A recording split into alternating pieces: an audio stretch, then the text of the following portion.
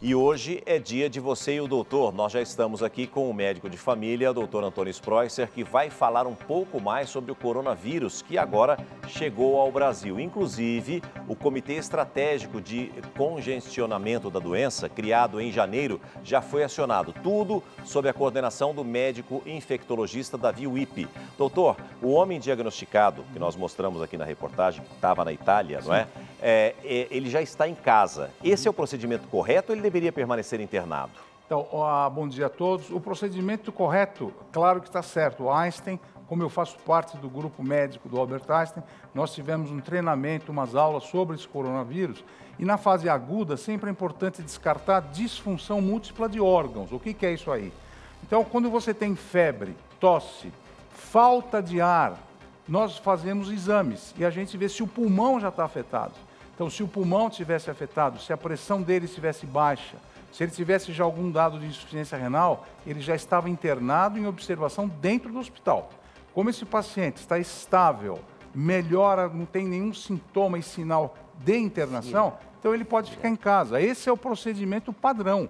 A pessoa que tem uma gripe leve ou mesmo forte fica em casa, porque dentro de casa ele não está contaminando mais ninguém. Se ele estivesse dentro de um hospital, a contaminação é geral, tanto para a parte médica, paramédica e para quem frequenta. Então, a conduta está perfeita. Está em casa, está bem, está sendo monitorizado à distância. Eu tenho uma pergunta, doutor, ainda com relação a esse paciente que está em casa. Eu creio que ele também tenha familiares, Sim. Ou esposa, ou filhos, ou parentes, pessoas que se aproximem dele. Exato. Essas pessoas, que tipo de cuidado elas precisam ter para não levar da casa deles para fora para outras pessoas? Então, a primeira coisa é limitar o número de pessoas que possam conviver com esse paciente. Então, ele tendo atenção básica, como alimentação, hidratação, cuidados de roupa e asseio e toalete, tudo bem. Então, o que é importante? Não dividir os talheres, os copos, as roupas. Então, a primeira coisa é dividir o que a pessoa ou esse paciente está usando. Certo. Número 2 é a desinfecção de tudo que tem dentro do apartamento. Então, é a limpeza de todas as superfícies. E a limpeza de superfície, esse vírus detesta a limpeza. Então, você mantendo-se limpo, corpo limpo e superfícies todas limpas, já é uma excelente coisa. A terceira, lavar a mão. As pessoas não sabem lavar a mão. Como que você tem que lavar a mão? Água, sabão, sabe quantos segundos você tem que ficar lavando a mão? 20 segundos. É o tempo de você cantar parabéns a você. Parabéns a você, acabou, é o tempo que você lavou, tá bom. Então é uma dica boa para vocês. Agora, doutora, com relação a lavar as mãos, muitas pessoas estão difundindo a situação do álcool gel. Isso. Ele elimina também tanto quanto lavar as mãos ou não? Como que a gente deve usar o álcool gel? Se você tem água e sabão, acabou, não precisa usar álcool gel. Certo. Agora, você trabalha num escritório que é difícil acesso à pia ou é difícil acesso a sabão. Então, você usa o álcool gel. Por exemplo, você está no metrô agora. Acabei de sair do metrô, eu vou espirrar, vou contar na minha... Você não vai ficar se mexendo. Lava com álcool gel ou água e sabão.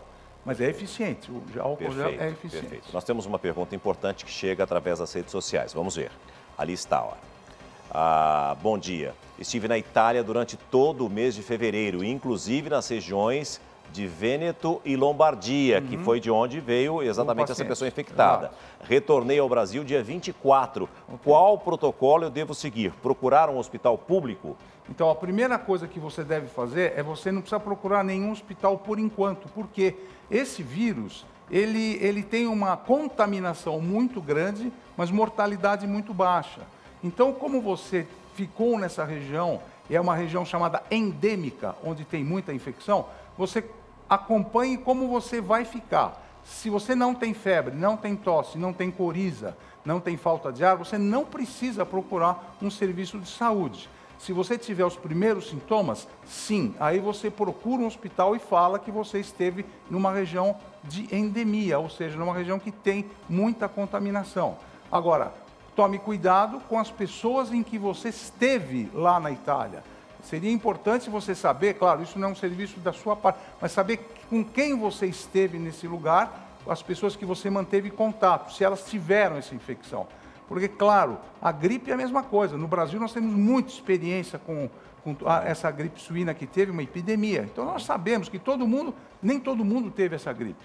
Então, Sim. tenha bom senso. Essa correria agora, todo mundo quer usar máscara. Calma, não precisa pôr máscara, ninguém precisa comprar agora na correria. Não tem necessidade. É importante saber o que eu falei.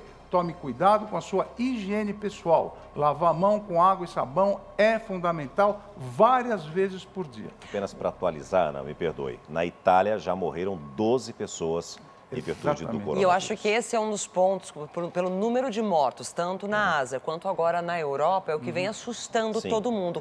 E quando a gente fala de gripe, a gente já vem logo à cabeça o público que realmente acaba sofrendo mais, que é a turma da melhor idade. Temos hoje a participação da nossa plateia aqui, que eu quero contar com as perguntas de vocês também, mas também as pessoas que estão em casa. Perfeito. Pessoas com 50, 60 anos ou mais, assim como esse senhor que foi internado agora.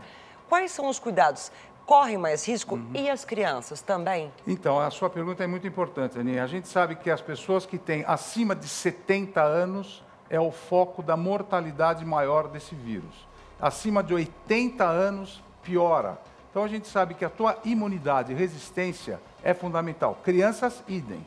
Então, qual é a normatização? Primeiro, alimentação, hidratação, repouso. Se você estiver doente, não sair de casa, evitar aglomeração. Você sabe, por exemplo, que vai ter um congresso, você tem que ir nesse congresso, evita lugares com muitas pessoas. Agora eu tenho um congresso em Paris, na França, evita viajar numa hora dessa em que você não está bem, você está estressado, está com a imunidade diminuída, então evita. Isso é bom senso, né? A gente tem que evitar nessa hora muita correria e ouvir notícias que não são verdadeiras.